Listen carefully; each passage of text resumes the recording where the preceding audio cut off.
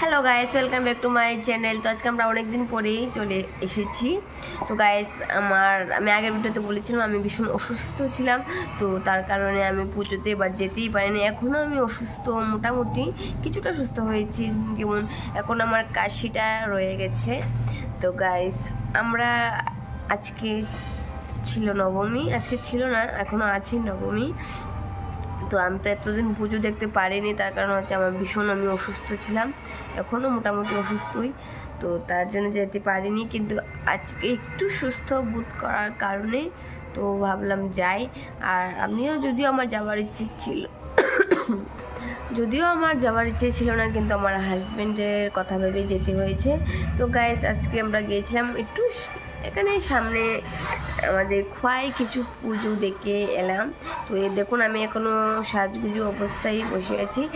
কিছুক্ষণ হলো পুজো থেকে এলাম, এসে ড্রেস চেঞ্জ করে একটু বসেছি, কারণ বাইরে ভীষণ বৃষ্টি পড়ছে। ভেবেছিলাম আরও পুজো দেখবো, ভেবেছিলাম একটু তেলিয়ামোড়া যাব, কিন্তু গাইস আমাদের এখানে ভীষণ বৃষ্টি, তো তার জন্য পূজা দেখা একদম পুরো প্ল্যান ক্যান্সেল করতে হলো।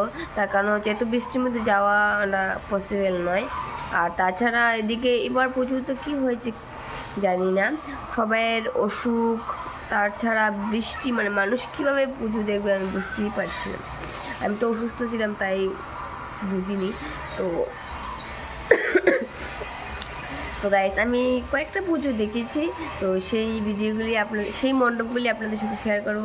তো গাইস, ঠিক আছে। এদিকে আমি অসুস্থ বলে আমার হাজব্যান্ড ভাত রান্না করছে, আমাকে রান্না করে খাওয়ায়। আমি অসুস্থ ছিলাম ততদিনই রান্না করেছে, আমাকে খাইয়েছে, আমার যত্ন আত্তি করেছে। তো এখনও উনি রান্না করছে, আমি এখানে বসে আছি। তো গাইস, উনি রান্না করবে, আমি খাবো। তো গাইস, ঠিক আছে, আজকের মতো এতটুকুই, পরে আসছি আবার।